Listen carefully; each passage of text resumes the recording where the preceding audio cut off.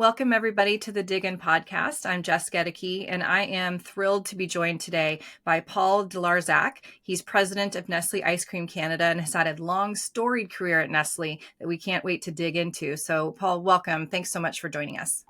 Thanks very much for having me, Jess. So, I love to start with an impromptu question that you haven't seen before, so I'm going to throw this one at you. If you could start a charity, what would it be? Oh my gosh. I think it would be something to do with the oceans because I'm a scuba diver and I enjoy spearfishing. So I'm pretty tuned into ocean conservation.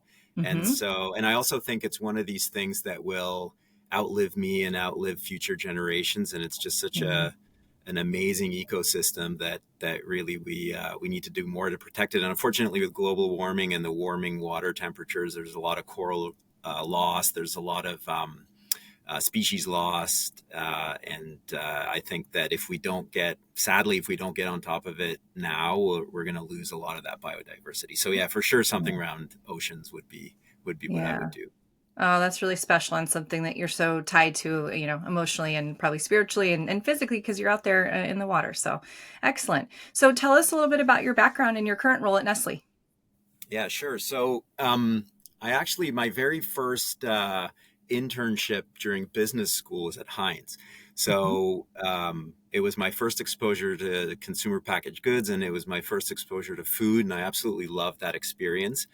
And I've stayed in food my entire career. I started straight out of business school at Kraft Foods and spent 4 years there working on great products like Philadelphia cream cheese. And then after the Nabisco acquisition, I worked on the Del Monte portfolio, which was a great brand, fun brand to work on. And then in 2003, I joined Nestlé, and I joined Nestlé in ice cream and in Canada, and I worked as a brand manager in that business. And then I got the opportunity to work in our confectionery division in Australia. So I moved to Australia for a few years.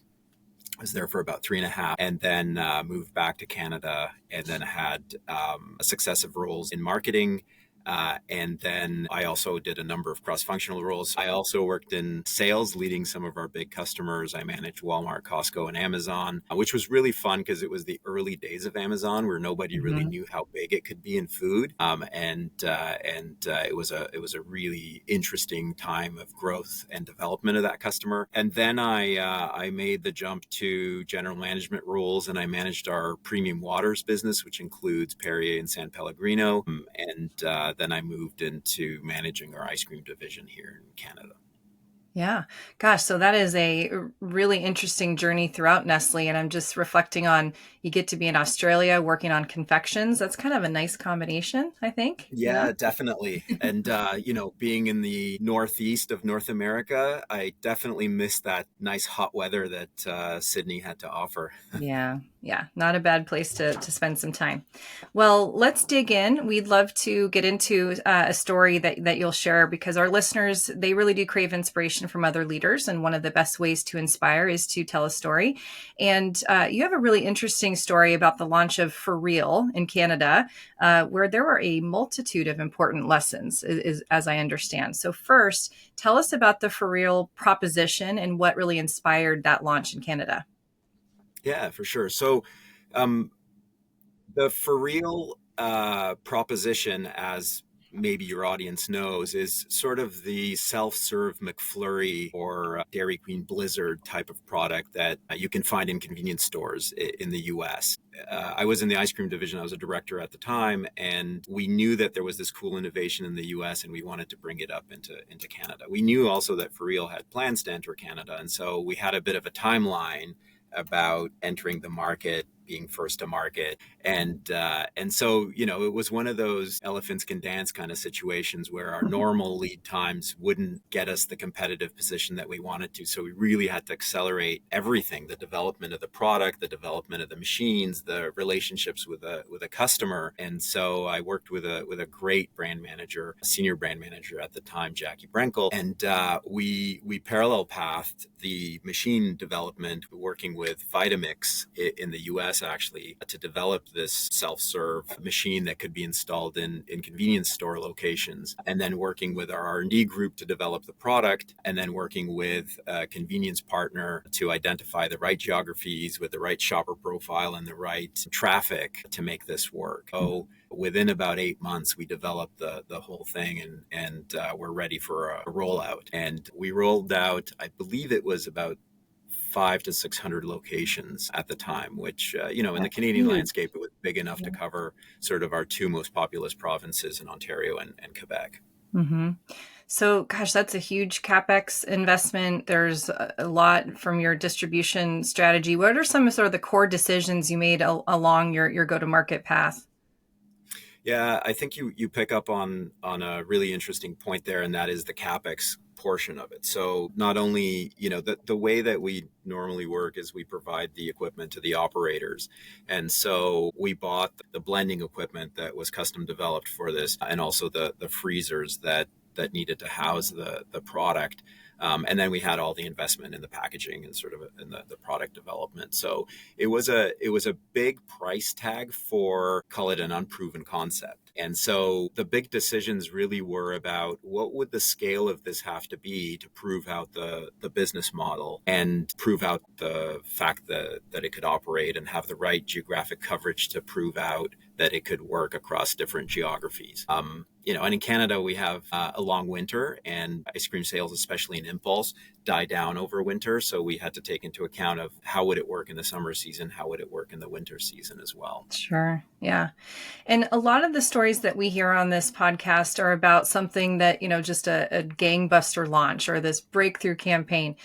This launch is a little different, right? Did it go as expected? Like, what were some of the, some of the hiccups you might have faced? No, so, we launched this under a brand called Crave, so Nestle Crave.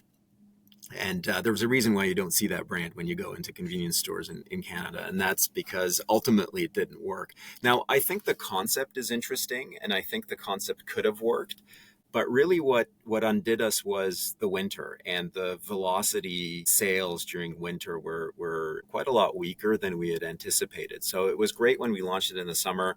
The turns were there, but there was a really important learning around the product, which was we needed to keep the ice cream in the cabinets warmer than we normally do on our other sort of retail formats, so that the machine could actually blend the product. Because when it was too hard, the plastic spoon that did the blending in the machine wouldn't do a good job or would break. So the product had to be kept a bit warmer. But what that did was it really shortened its shelf life. And when we got into winter, we realized that the product wasn't holding up. The turns just weren't there, and we ended up with a situation where we had a fairly sizable write-off of product, and that brought us to a position of insight where we said, look, is this a business model that can actually work? And having had the summer experience and the winter experience under our belt, having had the capex and the cost to launch under our belt, and ultimately having the conversation with the retailer around the space and the revenue that it was generating, we came to the conclusion that, we're going to have to just make the tough decision to write off the capital and to wind this down. So yeah, ultimately it didn't work. But a ton of important insights and lessons came out of that, personally for me as a leader, but also for the organization. Yeah. Well, tell us about some of those lessons. And I'd love if, as you're doing that, kind of bring us into that room where maybe you had to deliver that really tough news, or you had to have that really difficult conversation with one of your customers. I hate to say that we relish the sort of pain, but that it's so meaningful and so helpful to learn from that. So take us in that room for a minute. Yeah, well, I think when you work very intensely on bringing something to market in a short period of time, and you're breaking ground on something that is really innovative and hasn't been done before, it becomes a little bit of your baby. And then when you have to make that tough decision of, okay, do we exit or do we not exit? Do we shut it down? It becomes emotional for everybody involved, for all the team members that really put sort of their heart and soul into getting something, and found new ways of working to shrink timelines and get things out. So it was a really tough decision. I would say, my boss and the president of ice cream at the time, Shelley Martin, was amazing through the process, and she really role modeled risk taking and that innovative spirit and role modeled celebrating failures and learning from them in order to foster a culture of innovation. And she empowered me to ultimately bring that final recommendation to the table. I wasn't told to shut it down. I had to go think about it with my team and bring a recommendation. And we did shut it down. And it was myself and the president and the CFO of the division, and it was a Yeah. tough, but it was when you looked at all the facts, it was pretty clear what needed to happen. And I think the key lesson out of that and the reflection for me out of that was, it's important to empower that risk taking in any organization, and it's important to celebrate those failures. Otherwise, you're going to stifle whatever innovation culture you have. But the second part of that lesson was maybe we went too big. And maybe Mm, if we had gone smaller and iterated a bit more, we could have found a way to do this that was cheaper and that allowed us to fail fast, learn, and iterate a little bit like the tech model that we're all familiar with now. But the specter of a competitor entering the market before we did and yeah. occupying space in a geography and with the retailers that we wanted to sort of occupy space, I think pushed us into rolling out bigger and made us more liberal with the investments than we should have been in retrospect. So to me, the key takeaway is don't go so big that if it fails, it really hurts your P&L or hurts your plan for the year. Go big enough that you can live with if it's a failure and that you can iterate fast and pull out learnings and make it better the next time so that it has a chance of surviving and thriving. Yeah. I really like that concept of big enough because there are so often the time pressure to get to market, especially as you describe in this sort of you have to be there first to occupy the space that you want in the market. But that pressure can cause you to either skip steps of learning. So in this case, it sounded like there was sort of a product delivery, aspect to it. And so that's a really important reflection of that balance. And I love this idea of big enough. I think that more CPG companies should take that purview. I think that they'd save a lot of money if they had that lesson. So, and I also love your manager. You said really empowered that risk taking, and she role modeled it. Isn't it so inspiring to work for leaders like that? And I'm sure that trickles down into your leadership style today, which we'll talk about next. But yeah, any other takeaways from that for real launch in Canada that didn't quite go as expected? No, I will just say, picking up on your last point about that role modeling, it took me a number of public iterations of that case study being discussed or rolled out to get over the shame of having such a big failure on my resume, let's say, or in my experience. But I think it's important to acknowledge those things, and I needed to get to a certain level of maturity where I could talk about it and say, yeah, look, it's that's just part of, if you're going to innovate and if you're going to try to move fast and be on the sort of cutting edge of what you can do, you're going to have those failures, and you need a learning organization to be able to take advantage of those failures. And as an individual, that stung the first 2 or 3 times that I had to share in a forum of, in front of the company or in front of the total group of leaders in our organization or whatever, this case study. But I think it's important that the culture supports that kind of open conversation and transparency, because it's the only way that an organization learns and moves forward. Yeah, absolutely. And that's an excellent segue into, the next part we want to dig into, which is you as a thought leader in your organization and in the industry. And as we were talking, it really became apparent that you have a really passionate point of view about the concept of transformation that can impact any number of things, whether it be company strategy, operations, how you develop and lead people. So talk to me about some of your, more passionate viewpoints about this concept of transformation.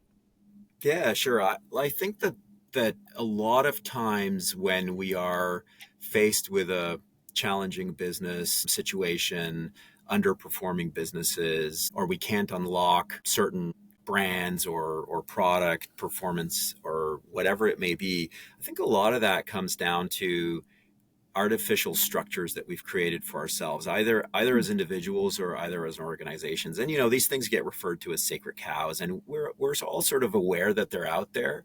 But I think that reframing a problem or looking at it and asking the question of how might we do it differently to give ourselves more options to get beyond a certain blockage or a certain impasse that we're at really opens up people's minds and allows them to look at a problem differently and get to that level of transformation. Most of my experience, I would say, in this area is that it isn't a market limitation. It's limitations that we put on ourselves. So Hmm. as a leader, I'm quite passionate about making sure that I challenge myself and my point of view, but that I also empower my teams and challenge my teams to look at things differently.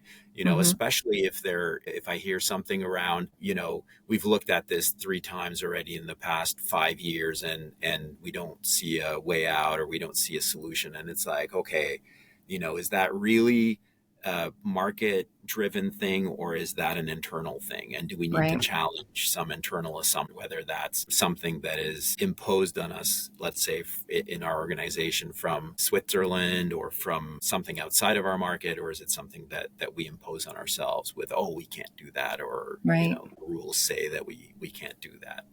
Hmm. Gosh, I imagine in a company the size of Nestle that, there are a lot of systems that have been in place for a number of years. And so having thinking that will challenge that in a really healthy way and try to picture what's possible, that's got to be a combination of the people that you hire and the people that, continue to develop within the organization. But that feels to me, and I'm curious if you agree, that it's a people driven aspect of the business of how we can tackle problems in a new way. What are some of the ways that you do empower your teams? Do you have any examples of how you've coached them or things that you've, provided to them as a resource to help challenge that thinking? Yeah, I think related to the example that you asked me about, the lesson that stuck with me is to support risk taking, and I support that in my coaching conversations with my team, or even my status conversations with my team. When they want to try something, I'm all in. Doing that responsibly, obviously, but they always know that they have that support, and that failure is just part of the equation. And in fact, we talk actively about, okay, we're going to try these 5 things. We know only 3 will work, but Hmm. the 3 that will work, or even the 2 that will work, are big enough and game changing enough that they're going to carry us through to where we need to get to. And these other 3 that don't work will give us the learnings for next time, or will allow us to iterate for next year, or Yeah.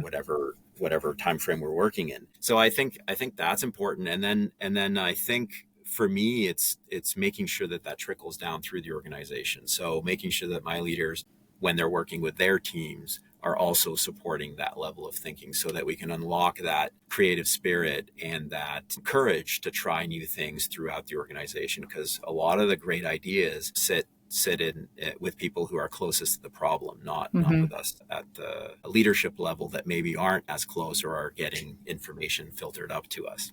Yeah, that's a really good point. That sort of closer to the problem, you have that empathy for actually how to solve it. You mentioned you use the term responsible with the risk taking. When is something too risky? When you'd say no, we're not doing this? So the way I think about it, and every organization is going to have different financial threshold, let's say, or time thresholds. But the way I think about it, Jess, is your plan hinging on it or not for the year? Mm, One of the I think the mistakes that I made with the Crave launch was that the growth of that was integral to my delivery of my targets. And when it didn't work, it took my whole plan, and in fact our divisional plan off of the target. So, my thinking now is, if you're going to do something risky, let's treat it as its own thing, and not make the whole plan, the annual plan, contingent on this thing working, on not working. hmm. Keep it contained enough that if it doesn't work, it's not going to derail the great work that all the other people across all the other brands and formats that they're doing, that it doesn't derail that and doesn't take away from the business's ability to deliver its commitments to the organization. Yeah, yeah, that makes a lot of sense. So, what's your hot take on the future of the food industry? And holy smokes, is that a big question? But I can't wait to hear what your hot take is. Well, I think, there's a lot of conversation right now about GLP-1 um, drugs, and sort of the impact on food and what that's going to do. And, so much of our food, is what we can find in stores, is processed or is snacking or is indulgence. And obviously, as somebody that works in ice cream, I think about that and go, okay, are people still going to want to treat themselves or celebrate with ice cream? I think it's interesting. I think people will continue to snack, and I think that people will continue to treat themselves. And I think we'll reach some sort of plateau with GLP-1 usage. So I hear a lot of worry about that. I think it remains to be seen how GLP-1 drugs play out on the overall consumer packaged goods industry. Right now, I'm seeing a lot of concern, but I'm not seeing a lot of evidence necessarily that the food industry is impacted. I think the second thing I would say is I think food overall is entering a new phase maybe, and I think the innovation that you see will be more reflective of healthier and cleaner eating trends, and I think it'll be more reflective of healthier lifestyles that people are leading. And so I think you'll see probably a bit of a bifurcation where there'll be more fresh food and more sort of building blocks of a meal type of food. And then Mm-hmm. I think you'll see more convenient innovation at the healthier, sort of cleaner, simpler types of foods. So I don't think Mm-hmm. snacking or indulgence will necessarily go away, but it'll change to adapt to what people are looking for from a lifestyle standpoint. And I think Yeah. where the pressure will be is in the middle of that if you're not serving the building blocks or you're not serving the healthier eating trends, you're sort of going to be caught in the middle. And I think Mm-hmm. that part of the food industry is probably going to feel some pressure over the next decade or so. Yeah, no, that's a really insightful observation. And I was just thinking about ice cream as an actual, food format. Consumers have an emotional relationship with ice cream. And so they might just be reimagining what that relationship looks like in the context of some people perhaps no longer having certain cravings, but there's still, an emotional relationship with that product. So my money is on ice cream is going to be fine, Paul. I think you're going to be good. Um, Okay, well, we're going to go into the final dig. This is all about you as a person, so feel free to take off your professional hat if you wish as you're answering these questions. What's the last product or service you bought on impulse? I bought a ski helmet on impulse. I Yeah. decided that I needed a new ski helmet, and then I saw one from a brand that I really liked and decided that I should treat myself to a new ski helmet. Good for you. I'm glad you did. And I'm sure it's snazzy looking. I'm sure the visual had something to do with it, not just the brand, right? I'm sure it had some cool Well, color. yeah, it's features and benefits as Mhm. every good marketer will look for, and I like the color. It was kind of a rusty, so it wasn't your traditional black Mhm. or white helmet. It was kind of a rusty, funky sort of metallic color, which I liked. Cool. I Not like that I it. shop purely on color, but No, it's a nice added benefit to your point. What's a category or brand or maybe a specific product that you could rationalize any price point for? You just have to have it in your life. And being a skier, you might have a lot of examples here. I'm a skier and a mountain biker, and when you're in sort of those more niche sports, brands and companies will justify all sorts of crazy price points, and you're going, really, I'm paying this for that? Yeah. That's outrageous. But you know what I will say, Jess, is anything with Gore-Tex.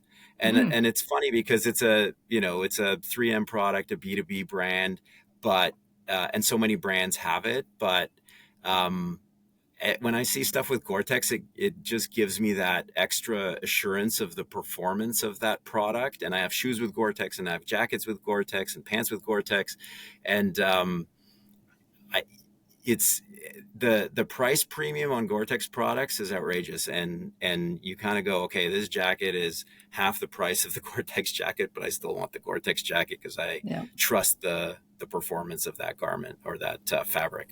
Yeah. Well, being my husband's family is a big fishing family, so Gore-Tex is a core theme in our household as well. So I get what you're saying, but the proof's in the pudding. Those products work really well. Um, Yeah. Speaking of brands, brands have distinct personalities. What's a brand that you would like to date, and what's one that you would like to marry? And they don't have to be the same brand. I would say Solomon. Again, because I'm a mountain biker and a skier, there's something about the Solomon brand that I really like. I have Solomon running shoes and Solomon skis and Solomon jackets and pants. It just feels like that's a brand that gets me and Hmm. gets my needs as a recreational athlete, call it. And they really think through features that really contribute to the enjoyment of whatever it is I'm doing with those products. Hmm. So yeah, so that's a brand that I would date. Hmm. Do you want to pick one for a brand you would marry, or is Solomon Um, really your soulmate? Maybe Salman is my soulmate. I don't know. There's probably a lot of there's probably a lot of smaller specialized brands that I really like that I could marry, but maybe I'll just be boring and stick with Salman. They really get it, and it's one of those brands again that I don't necessarily think about too much. I just buy their products and I know they're going to work. Yeah, yeah. So finally, what keeps you inspired at work, Paul? You know what? I think it's the people that I work with. Again, I think we're doing such great things, and I've got such a great team, and we're pushing the boundaries, and we're risk taking, and we're innovating. I just feel super energized every time I come, and I get to meet with incredible people, super smart people, and I have the freedom to operate, which I really appreciate around the leadership of Nestle, to say, look, this is your business, and do what you need to do to make it great. And that trickles down, and I can empower my team to do what they need to do, and then I'm just super inspired by the creativity and the plans and the executions that come from that group of people. So it's kind of a cliche answer, I suppose. A lot of us love where we work because of the people that are there, but for me, it's true, and I absolutely enjoy coaching and watching those people go from great to greater to even better. And to me, that's what it's all about. Yeah, it's not cliche and it's reality, and it's you can't find great people everywhere. So I'm really glad that you do have that team, and it sounds like an inspiring place to be, and obviously a fun category to be working in. So thank you so much for sharing your wisdom and your story today, Paul. It's really been a pleasure. So thank you. Thanks for having me, Jess. Really appreciate it.